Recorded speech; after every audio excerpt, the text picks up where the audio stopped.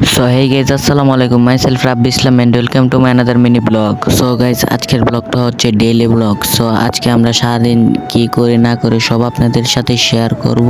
So guys ব্লগের প্রথমে আম্মু আমাদেরকে লিগাচা বানিয়ে খাওয়াচ্ছে, অনেকদিন পর লিগাচা খাচ্ছি। চাটা গাইজ এক কথায় অসাধারণ ছিল। চা খাওয়া শেষ করে চলে গেলাম ছাদে। ছাদে গিয়ে দেখি গাড়িটার ফ্যাক্টরিতে আগুন লাগছে। সো এটা দেখে অনেক খারাপ লাগতেছিল। তারপর শুনতে পারলাম ওখান থেকে অনেক টায়ার, তারপরে দরজা, তারপরে টাঙ্কি, অনেক কিছুই লুটপাট করে নিয়ে যাইতেছে। সো কিছু বলার নাই। সো গাইস ছাদ থেকে নেমে দেখি আম্মু আমার জন্য ডুগা পিঠা বানাইছে। সো আমি ডুগা পিঠা খাচ্ছিলাম আর ব্লগ করতেছিলাম। সো পাশে থেকে আমার মামা, মানে আমার থেকে ছোট আর কি, ও আমার সাথে মজা নিচ্ছিল যে আমি ব্লগ করতেছি, তাই ও লাইট ধরে সেটা আমার সাথে মজা করতেছে। দেখুন বলতেছে আমি নাকি পাগল হয়ে গেছি। সো আজকের ব্লগটি ছিল এই পর্যন্ত। যদি ভিডিওটি ভালো লাগে তাহলে লাইক, কমেন্ট, শেয়ার এবং সাবস্ক্রাইব করে দেবেন। সো টাটা থেকে ফান, খুদা হাফেজ। Subscribe to my channel.